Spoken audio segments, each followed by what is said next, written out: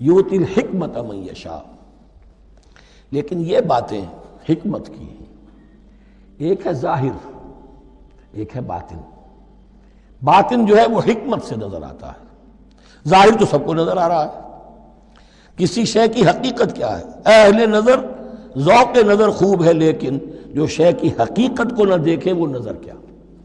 وہ حقیقت جس پر عیاں ہو جاتی وہ ہے حکیم. اور حکمت اصل میں نام ہے انسان کے عقل اور شعور کی پختگی کا. جب محکم ہو گئی عقل، اس کا شعور پختہ ہو گیا. استحکام اسی سے بنا ہے حکمت.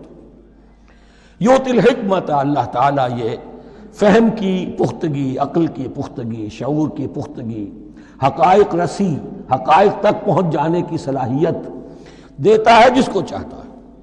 وَمَن يُؤْتَ الْحِكْمَةَ فَقَدْ أُوتِيَ خَيْرًا كَثِيرًا، اور جسے حکمت دے دی گئی اسے تو خیر کثیر عطا ہو گیا، اس سے بڑا تو خیر کوئی اور ہے ہی نہیں.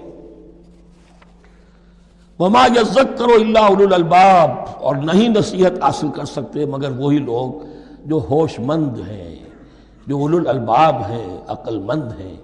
لیکن جو دنیا پر ریجھ گئے ہیں، جن کے سارا دلی اطمینان اسی پر ہے کہ کافی ہے، بینک بیلنس بھی ہے، یہ بھی ہے، وہ بھی ہے، اتنے سٹاکس بھی ہیں، اتنا یہ بھی ہے، اتنا ہمارا جو ہے وہ جو بیلنس شیٹ آئی ہے اس کے ایسٹس یہ ہیں، اگر اسی پر سارا بھروسہ اور اطمینان ہے تو ظاہر بات ہے وہ اولو الالباب نہیں ہے.